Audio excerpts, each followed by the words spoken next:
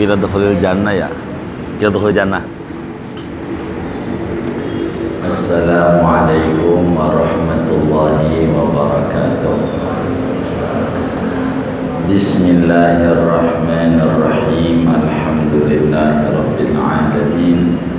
Wassalatu wassalamu ala sayyidina Muhammadin wa ala alihi wa sahbihi ajma'in. Yang terjemah halaman berapa? 27, 5 baris dari atas. Qala ta'ala qila dkhulil jannata. Dikatakan masuklah kamu ke surga. Ay falamma qala habibun inni amantu bi rabbikum fasma'uni. Yakni tatkala berkata oleh Habib, inni amantu bi rabbikum fasma'un, sesungguhnya aku, yaitu beriman aku kepada Tuhanmu, maka dengarkanlah olehmu akan daku. Akhadhuhu, maka menangkap oleh kaumnya akan dia. Wasaddau ala unuqihi silsilatan, dan mengikatkan mereka atas lehernya Habib akan rantai. Fasalabuhu ala babil Madinah, maka menyalib mereka akan Habib di atas pintu kota. Wa qala Sudiyu, dan berkata oleh Imam Sudi, wa kanu yarmunahu bil hijarati, adalah mereka itu melontari oleh mereka akan Habib dengan batu. Wa huwa yaqulu, dan dia Habib yaitu mengatakan, Allahumma hdi qaumi, ya Allah berikan hidayah olehmu akan kaumku. Lianna adata awliya illahi ta'ala annahum yad'una linnasi bil khair, karena bahwa adat kebiasaan wali-wali Allah itu bahwa mereka itu mendoakan bagi manusia dengan yang baik-baik. Wala yaghdabuna alaihim, dan tidak murka mereka atas manusia. Lianna sahibal ghadabi wal adawati la yakunu sahiba insafin, karena bahwa orang yang memiliki marah dan permusuhan itu tidak ada ia, yaitu orang yang memiliki keinsafan. Fa kaifa yakunu waliyallahi ta'ala, maka bagaimana menjadi ia walinya Allah Ta'ala. Ama sami'tum anna Quraisyan kasaru sinan Nabi alaihi salatu wassalam bil hajari. Apakah tidak mendengar kamu semua akan bahwa orang Quraisy itu telah mematahkan oleh mereka akan giginya baginda Nabi alaihi salatu wassalam bil hajari, dengan batu. Wa huwa yad'u lahum, padahal Nabi yaitu mendoakan bagi mereka. Wa yaqulu, dan mengatakan, Allahumma hdi qaumi, ya Allah berikan hidayah olehmu akan kaumku. Fa innahum la ya'lamun, maka sesungguhnya mereka itu tidak mengetahuinya.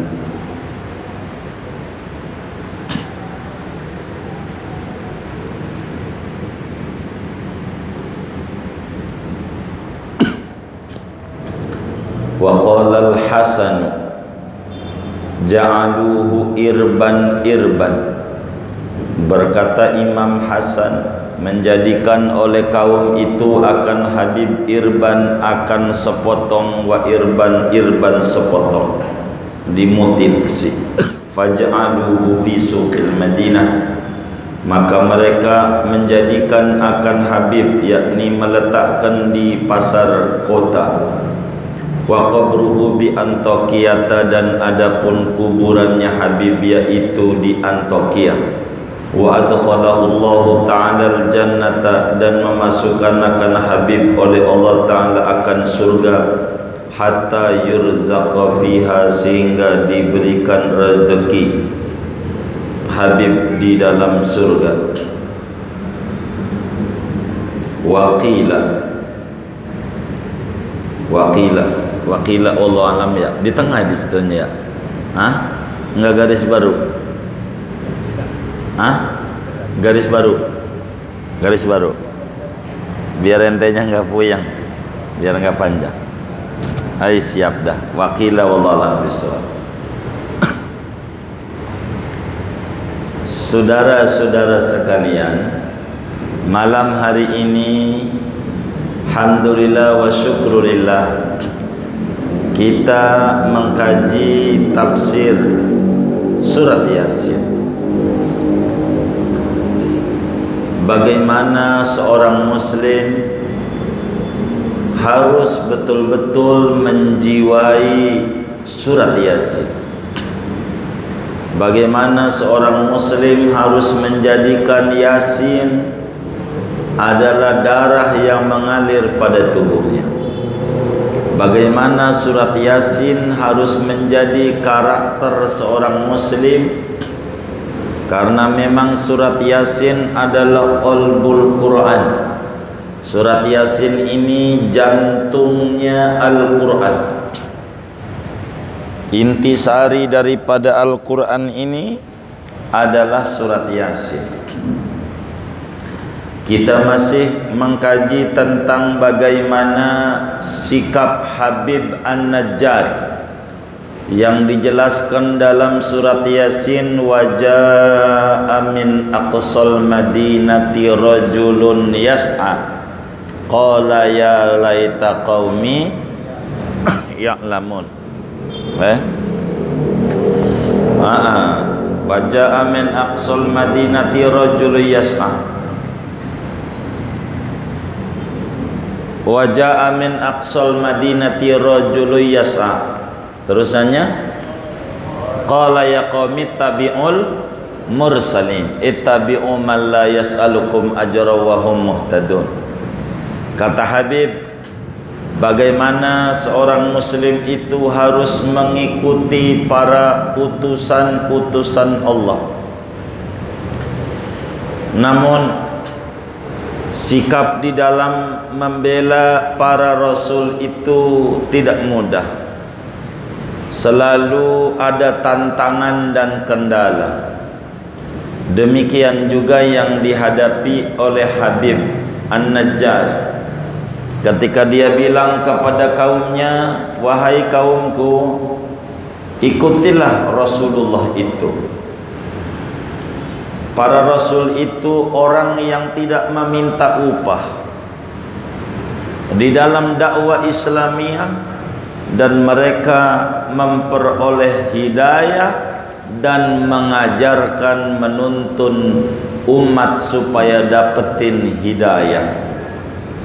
Diprotes Habib oleh kaumnya, kenapa harus begitu? Habib mengalihkan tauhid. Atakhidu min dunihi alihatan abis wa ma liya la a'budul ladzi fatarani. Memang apa saya tidak menyembah Allah? Memang sudah sekudunya saya harus menyembah Allah yang mencipta saya. Kata Habib itu begitu, yang mencipta saya, dan saya ini bakal balik kepada Allah. Begitu juga kalian semua. Semuanya tidak langgeng di dunia ini, ada catatan yang akan dimintai pertanggungjawaban. Habib menyatakan, inni amantu bi rabbikum, kepada rasul-rasul itu saya ini beriman kepada Allah. Fasma'uni, dengarkan, saya ini beriman. Begitu kata Habib. Tapi apa yang didapat ketika Habib itu menyatakan keimanannya? Ditangkap. Habib An-Najjar ditangkap oleh kaumnya, bangsanya sendiri, diikat sampai leher, disalib, dibentangkan tangannya di atas papan, ditaruh di pintu besar kota di Antokia, dekat Turki, daerah itu. Habib An-Najjar disalib, Udah disalib, enggak cukup Habib disalib doang. Habib An-Najjar udah disalib, mereka lempari pakai batu. Muanya enggak gede, enggak kecil, enggak tua, enggak muda, muanya enggak laki, enggak perempuan, muanya ngantongin batu, dilempar dengan batu. Habib ampe berdarah-darah, tapi yang keluar dari bibirnya Habib An-Najjar, Allahumma hdi qaumi fa innahum la ya'lamun. Tuhan, jangan diapa-apain itu orang, tolong kasih hidayah, karena mereka ndak tahu sebetulnya siapa saya ini. Ndak tahu. Kalau dia tahu, ndak bakalan memperlakukan begitu, ndak bakalan. Karena kebodohannya tentang agama. Kata Habib An-Najjar begitu. Dan ini saudara, pernah terjadi juga pada junjungan kita Sayyiduna Muhammad sallallahu alaihi wasallam 1 tahun sebelum hijrah ke Madinah. Ketika istri beliau meninggal dunia, Sayyidatuna Khadijatul Kubra radhiyallahu anha meninggal. Lalu kemudian pamannya Abu Talib meninggal dunia. Meninggal dunia Abu Talib. Dua ini yang membackup dakwahnya Rasulullah sallallahu alaihi wasallam. Maka Nabi di Mekah tertindas luar biasa sesudah wafatnya Abu Talib, sesudah wafatnya Sayyidatuna Khadijah. Luar biasa perlakuan orang-orang kafir Mekah kala itu. Nabi ingat ada famili di Taif namanya. Kala itu di Taif itu jauh ya, 190 km, hampir 200 kilo. Jauh apa dekat itu? Jauh 200 kilo itu. Tapi sekarang lumayan dekat, gunung dibelah. Gunung dibelah. Itu begitu orang Arab ini. Jadi dekat. Jadi enggak nyampe 100 kilo ke Taif akhirnya. Nyampelah Nabi ke Taif bersama Zaid bin Harisah radhiyallahu anhu. Ini anak angkatnya Nabi. Namun kedatangan Nabi bocor ke Taif ini. Jadi udah isunya macem-macem. Isunya. Akhirnya sama orang Taif pada bawa batu.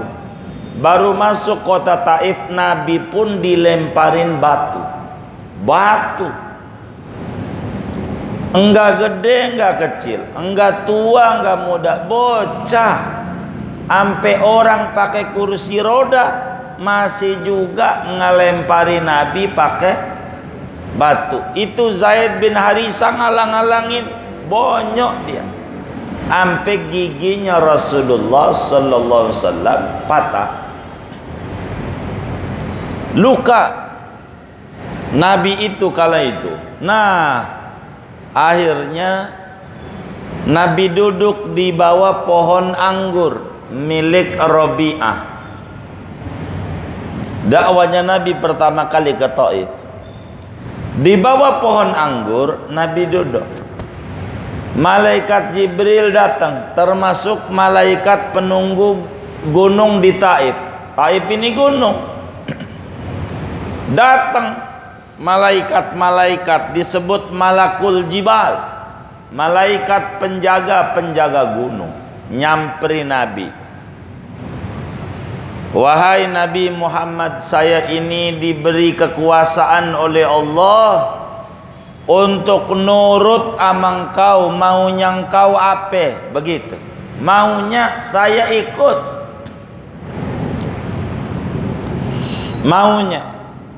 Kalau gunung di Taif nih saya angkat, ini gunung diangkat, saya angkat, habis diangkat saya tublek ini orangnya nih, kan kebalik, saya balikin. Muanya pada nawari nama Nabi.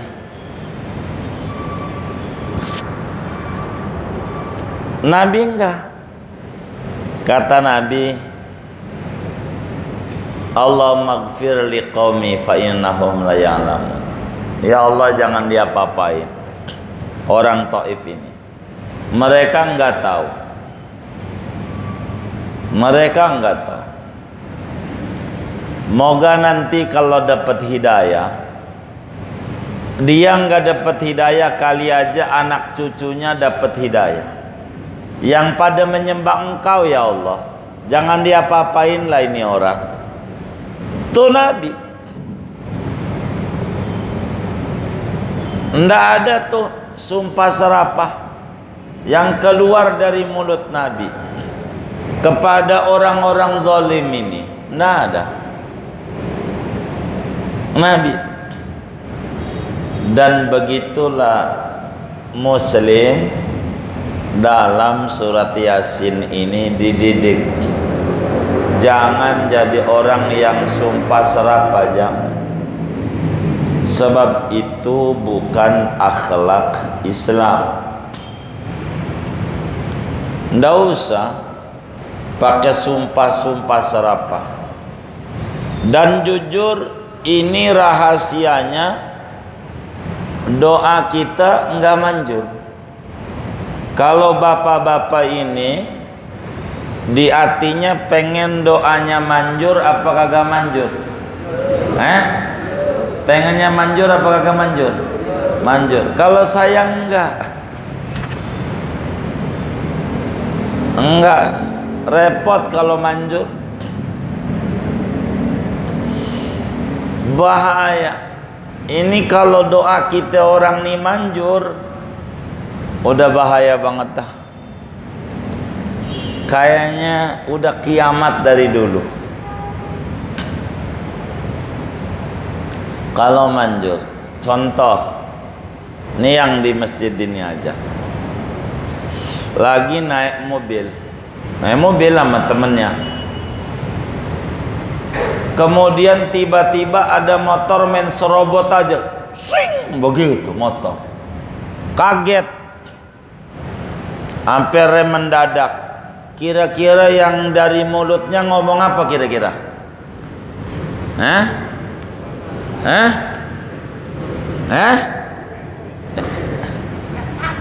Ya, ini nih lagi naik motor, lagi mobil. Tahu-tahu ngagetin aja motor. Wah, sampai kita ngerem mendadak. Tuh kita sama motor model begitu tuh, kira-kira yang keluar dari mulut kita apa? Tuh iya, mampus katanya. Mampus. Kalau manjur, waduh, udah banyak. Yang apa? Yang mampus ya. Manjur doanya. Itu yang naik motor nyalip, kaget dia depan, ada yang ngerem mendadak, jatuh. Jatuh. Kita liatin, habis dia nyalip dari kita bikin kaget, dia jatuh. Kira-kira pas jatuh keluar dari mulut kita apa? Ini yang benar nih. Tuh syukurin. Kan kita yang jujur aja lah di masjid, ya kan? Jadi yang keluar dari mulutnya apa?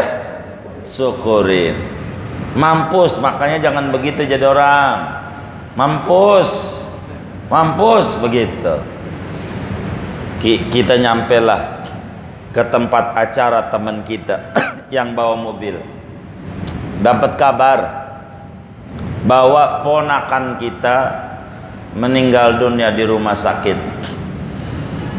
Kecelakaan naik motor. Kecelakaan, pulang, ternyata yang naik motor itu ponakan kita. Karena motor Yang naik motor tuh ponakan pon kita jatuh. Tuh jatuhnya itu gara-gara siapa? Gara-gara siapa? Doa siapa? Doa kita. Jatuh mati.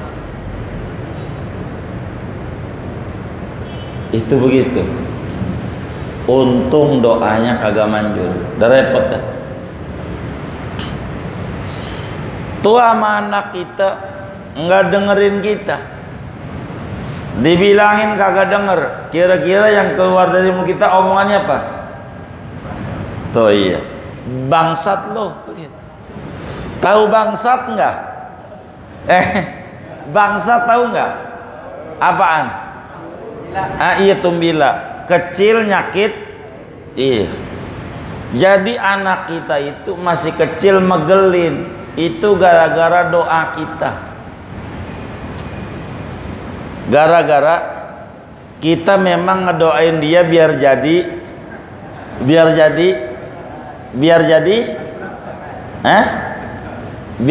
kita doain dia biar jadi apa? Biar jadi bangsat. Kan begitu. Bangsat lo. Berarti kita doain dia biar jadi bangsat. Bangsat tuh kecil nyakitin. Maka dia masih kecilnya aja udah megelin. Itu gara-gara apa tuh? Doa kita. Emang kita doainnya biar jadi tuh.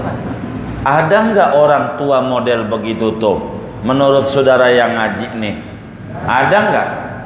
Hah? Ada. Banyak nggak? Banyak. Yang mana orangnya?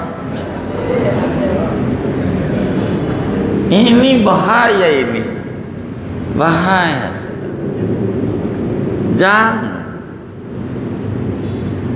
Jangan bangsat lo, jangan.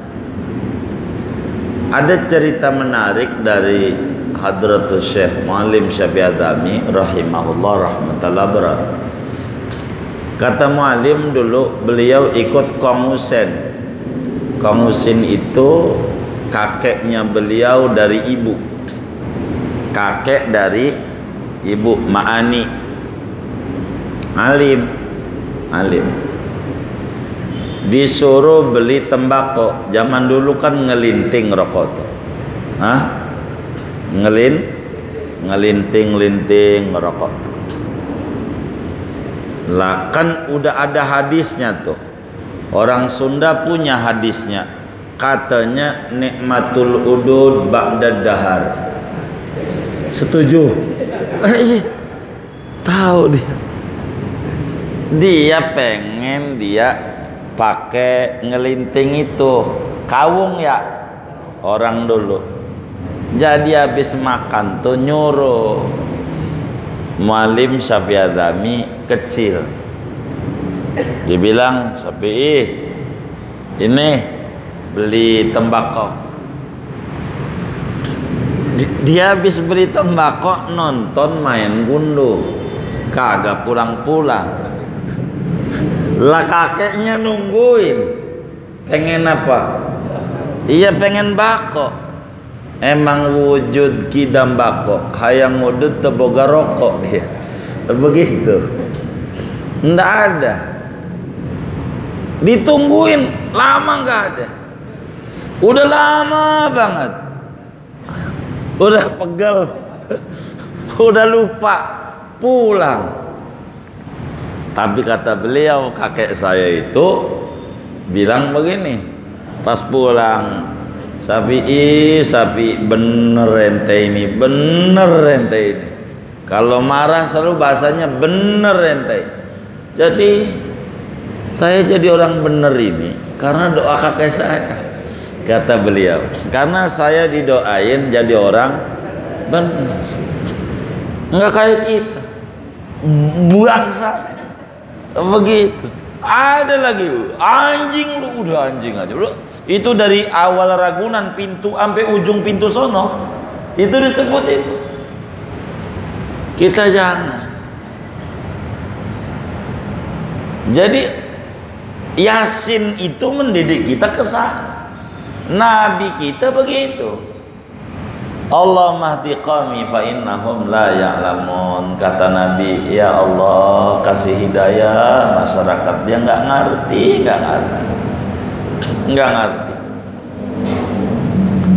Nggak diapa-apain. Ujungnya orang Taif satu pun tidak ada non muslim, muslim semua. Doa Nabi minta hidayah. Itu kayak begitu.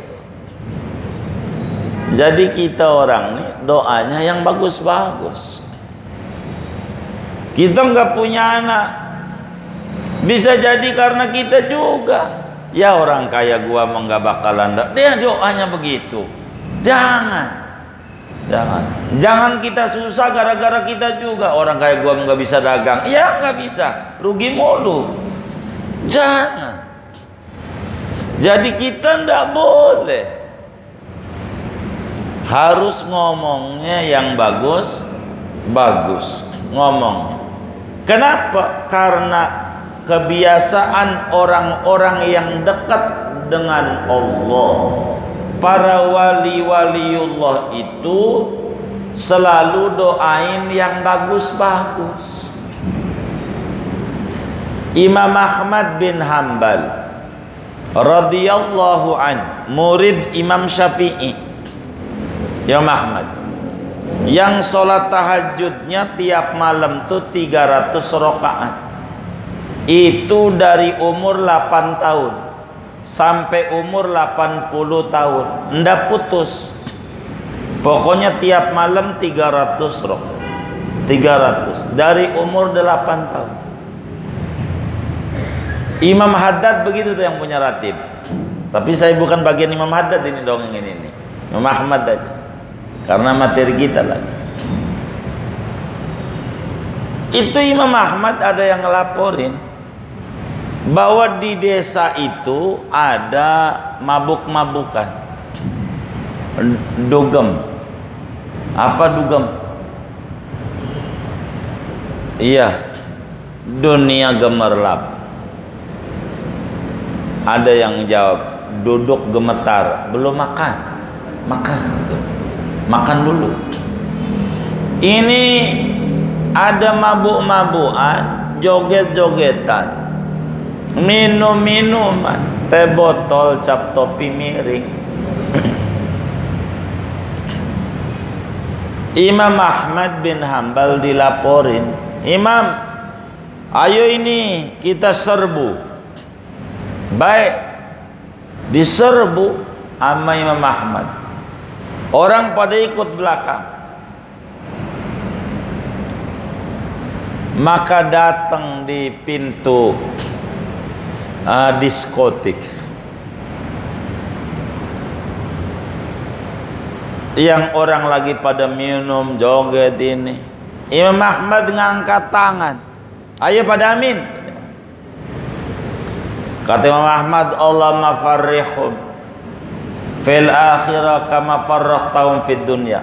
Bahasa kita orang, ya Allah, kami mohon kepadamu supaya orang ini yang di ruangan ini kasih senang di akhiratnya sebagaimana dia senang-senang di dunia.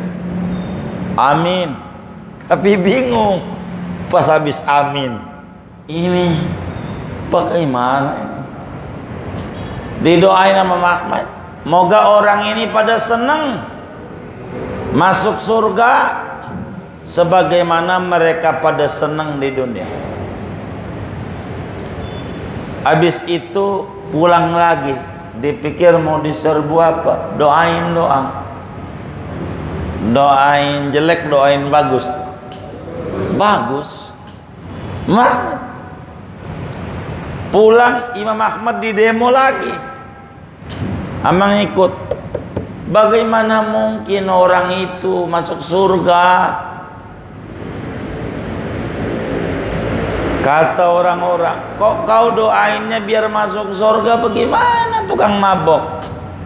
Kata Imam Ahmad begini, orang gak bakalan masuk surga kecuali dia taubat. Maka saya doa itu agar Allah kasih dia taubat, sadar. Kasih dia sadar, taubat, sampailah dia masuk surga. Kau udah tobat, bener aja pada insaf. Habis begitu tuh, pada insaf. Dan banyak wali-wali Allah yang model kayak begitu, datang ke bar, mau ngapain? Ke diskotik,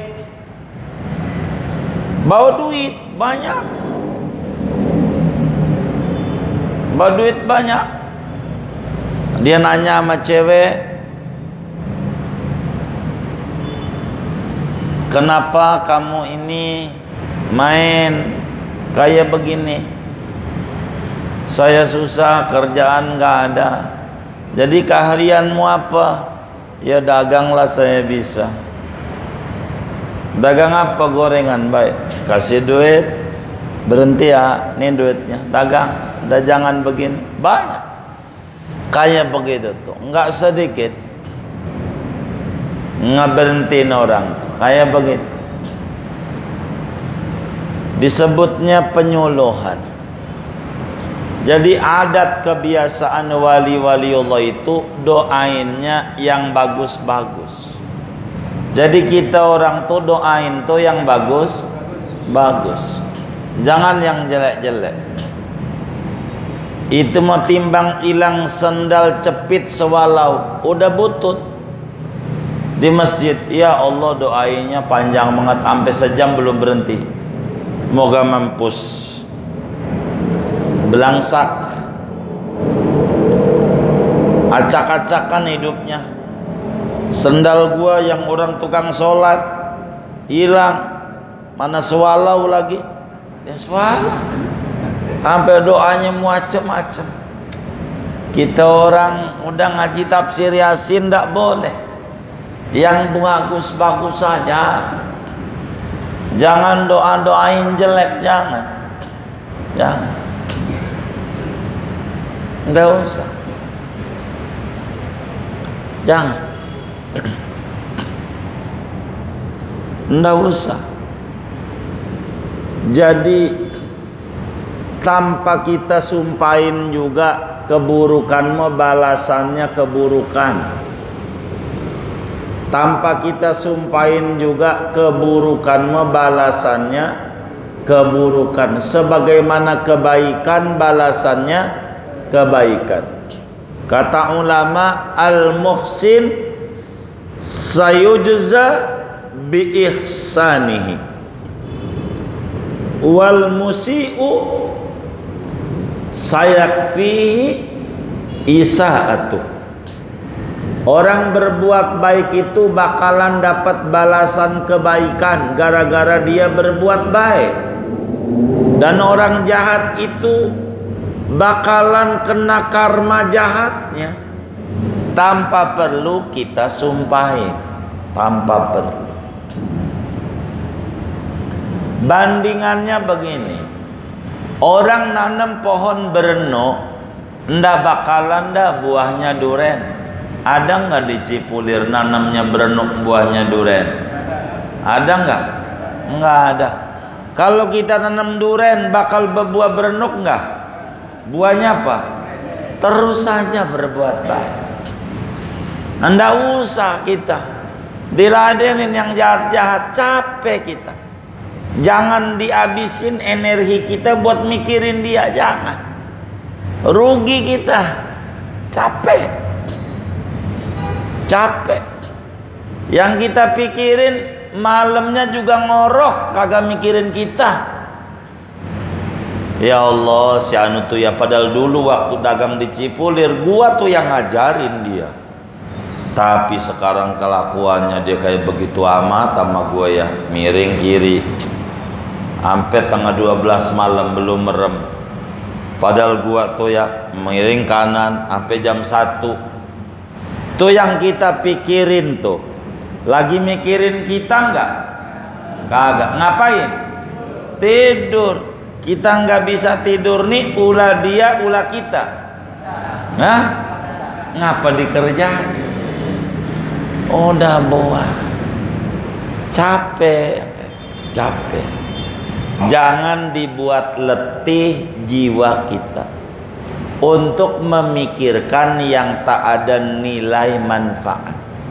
Masih banyak hal yang manfaat yang belum kita kerjakan. Masih banyak. Masih banyak. Ya begitu. Dalam hidup itu begitu. Jadi mereka itu orang-orang yang dekat dengan Allah tuh doain yang baik-baik. Yang baik-baik aja dah. Capek kita. Doain. Ini kayak Covid begini dah, kita mau doa biar Allah angkat begitu. Biar Allah angkat Covid. Begitu kita doa yang bagus-bagus aja lah. Daripada mikirin yang bakal kita jadi puyeng juga, enggak jelas begitu. Jadi biasa aja supaya kita enggak ada buruk sangka. Karena dosa yang paling gede nih gara-gara Covid nih bukan ganjaran. Kalau mengutip kalamnya Ibnul Mubarak radhiyallahu anhu wa arda,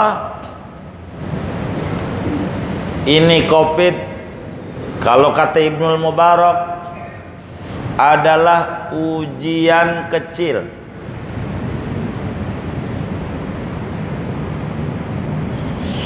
Ujian kecil. Ujian besarnya hilangnya ganjaran pahala dengan banyak mengeluh dan dapatnya dosa yang lebih gede daripada wabah dosa yang diampuni gara-gara ada wabah. Betapa kita orang ditanamin suudzon satu sama lain. Jangan-jangan kamu ini ada corona, jadi udah buruk sangka sama orang, sehingga kamu jangan menularkan kepada saya.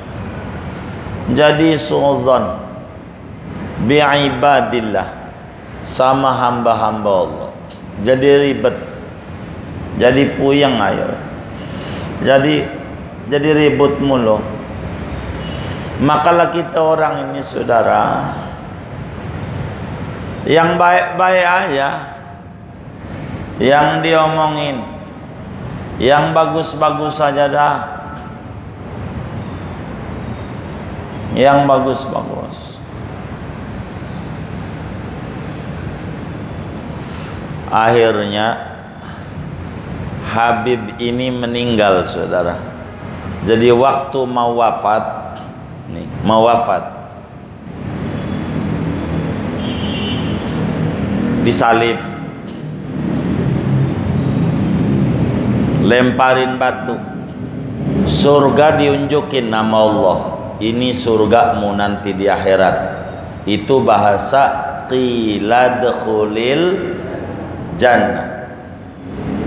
Dikatakan Allah ngomong sama Habib An-Najjar, udkhulil jannah, ayo ono surganya sudah dipersiapkan buatmu dengan di ini nih, dilemparin batu bercucuran. Itu ditawarin surga enggak mau. Wali-wali Allah begitu. Qila dkhulil jannah, nih surgamu yang bakal kamu tempati. Enggak dilirik, enggak dilirik oleh Habib An-Najjar, enggak. Surga enggak, enggak. Yang dilirik Allahumma hdi qaumi fa innahum la ya'lamun. Lanjutan ayatnya qala ya laita qaumi ya'lam. Lanjutannya nanti di bawah aja. Tapi nanti itu. Apa artinya? Jadi surga yang begitu penuh keindahan, enggak begitu membuat dia girang. Buat Habib An-Najjar, yang girangnya dia bila dia masuk surga bersama orang-orang lain, enggak pengen sendiri. pengen masyarakatnya dapat hidayah, pengen masyarakatnya dapat hidayah. Jadi kecintaan Habib An-Najjar kepada masyarakatnya yang belum mengerti tentang syariat Islam jauh lebih menonjol ketimbang tawaran surga. Surga nih, dia bilang bukan surga yang saya pengeni ya Rob. Lalu apa? Ini masyarakat nih kasih hidayah. Begitu. Itu yang ada pada dirinya. Jadi selalu kebaikan demi kebaikan yang diminta oleh Habib An-Najjar. Maka derita yang ada pada Habib An-Najjar dicincang, diborgol, disalib, tidak membuat itu menjadi sakit dengan rasa cinta besarnya Habib kepada masyarakatnya. Itu begitu. Habib tuh dengan cinta besarnya beliau kepada masyarakatnya tawaran surga kecil. Tuh begitu. Kayak begitulah harusnya muslim di dalam hidup ini. Nah, ada tokoh kita, moga Allah lindungi tuh, Habib Rizik Syihab tuh begitu. Ditawari mau tinggal di Arab selamanya. Saya kasih nih KTP-nya, namanya Igoma. Lah kan enak di Arab ya kan. Baca kulhu sekali di Mekah sama dengan 100.000 kali di As-Salam. Itu baru sekali di sono, masih gedean sekali di sono. Coba pikirin 100.000 kali itu berapa? Berapa jam itu? Kan sampai berbusa. Itu begitu. Baca Quran sekali di Mekah sama dengan 100.000 kali di Indonesia. Enggak mau kayak begitu. Kecintaannya kepada masyarakat Indonesia biar tegaknya keadilan. Begitu. Dibuli habis-habisan. Iya begitu. Emang resiko sebuah perjuangan ya begitu. Jadi Yasin mendidik kita itu begitu. Enggak apa-apa, biasa hidup itu. Perjuangan ini kita harus begitu. Kita harus demen. Nih kita orang ngaji, yang kagak ngaji kita doain. Jangan kita sumpahin. Yang kagak ngaji itu kita doain biar ngaji. Tapi harus tulus. Doa itu tulus bagaimana? Teman kita doain, yang nggak ngaji biar ngaji. Sekarang dia ikut ngaji sama kita. Tumben lu ngaji, angin dari mana? Begitu. Ada nggak yang ngomong begitu? Ini kagak tulus. Borok begini ngaji, nah cakep nih, ngaji nih bagus, jadi enak deh kopi. Yang nggak sholat kita doain biar sholat. Ini yang tatoan ketarik sama doa kita, sholat ke masjid. Kita hanya tumben lu sholat, tapi gua lihat badanmu tatoan. Aduh, biar sujud kayak apa nggak bakalan diterima, model kayak lu mah berhenti lagi jadi. Gara-gara kotornya mulut kita. Jangan, doa yang tulus. Doa yang tulus. Dimotivasi orang itu. Yang tulus aja. Jangan nggak tulus, jangan. Doain yang nggak ngaji biar ngaji, yang nggak benar biar benar. Itu kita lah muslim. Harus menjadi pribadi Yasin. Ditawarin surga, yakni iming-iming kenikmatan, nggak tertarik. tertariknya bila orang-orang itu mengenal Nabi Muhammad sallallahu alaihi wasallam, bila orang-orang itu mengenal Allah, bila orang-orang itu mengenal cara hidup bersyariat yang benar. Ini kita harus begitu. Doain. Bini kita belum mau ngaji, doain biar mau ngaji. Jangan sumpahin lu mau jadi orang geblek ngaji, mau ngaji. Geblek beneran repot. Ada juga alasan yang dia buat. Bininya nanya, "Bang, tadi ngaji apa?" Itu laki jawabnya panjang banget. Makanya jadi wadon mau ngaji, jangan gak ngaji biar tahu ngaji. Minta nanya tadi ngaji apa, baru dibagi dia diomelin. Ngaji pokoknya, ngaji kamu, jangan gak ngaji. Bininya udah takdir, miring juga kan, begitu lah. Katanya dia minta istri soleha. Dia udah doa, istrinya ngaji, diomelin nama dia. Ngaji mulu, tadinya minta istrinya soleha, salah juga. Begitu bini, lakinya minta, "Ya Allah biar berhenti laki gua nih dari mabok-mabokan, biar ngaji mulu." Oh, diomelin. Ada nggak yang kayak begitu? Nggak ada. Alhamdulillah. Coba, jadi hidup ini susah ternyata saudara. Tapi kita harus cinta. Cinta tuh begitu.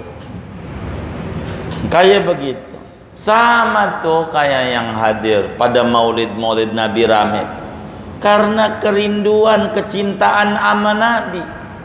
Menghilangkan derita-derita apa itu corona. Corona, kopi, rokok sampurna. Oke dah, maulid aja dia ndak mau pusing-pusing.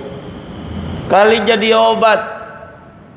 Sebagaimana Imam Suyuti bilang, bila tempat dibacain maulid Nabi, maka Allah angkat wabah segala macam. Begitu, jangan dilarang. Emang begitu. Kalau dilarang, lah itu sama dengan biar wabah terus ada, kan tambah bahaya. Tinggal dibatasi aja. Berapa orang dah begitu. Jangan dilarang acaranya, jangan. Jadi terkesan ama agama disingkirin nantinya, dan itu menjadi hubungan tidak harmonis antara masyarakat dan pemerintah. Dianggapnya tebang pilih, dan itu kerugian buat para pemimpin kalau masyarakatnya sudah kurang percaya. Udah susah ngebalikin percaya masyarakat itu berat. Jadi harus yang bijak menyikapinya. Yang bijak. Bingung ngadepinnya, bingung. Banyak masjid-masjid yang nggak kayak kita ini, assalam karpet dipasang, masjid karpet digolong. Kenapa? Bagus. Karena maksudnya pola pikirnya belum ada rumah sakit karpet yang kena corona. Ada nggak rumah sakit karpet? Hah? Nggak ada. Ngeri. Takut karpetnya kena corona. Kalau karpet kena, rumah sakitnya di mana? Makalah orang-orang itu bagus sehingga karpetnya digolong. Cuman baru 50% bagus, belum 100. Kalau 100 dengan digolong, maka sujudnya diubin, maka ubinnya kena. Iya, maka kalau pengen 100% ubinnya kudu copotin biar bagus, baru pas. Itu begitu. Tapi dikata warasi rada-rada, dikata rada-rada, Ya waras, ini zaman akhir. Emang repot cara penanganannya, ini yang kemudian berlebihan, menjadi ketakutan yang berlebihan, dan ini kurang bagus. Kembali, muslim harus mencintai orang lain sebagaimana dia mencintai dirinya sendiri. Ketika ditawari surga, orang lain kudu dapetin surga kayak dia, dan itu yang harus ada pada kita. Kita enak ngaji, doain orang yang gak ngaji biar ngaji.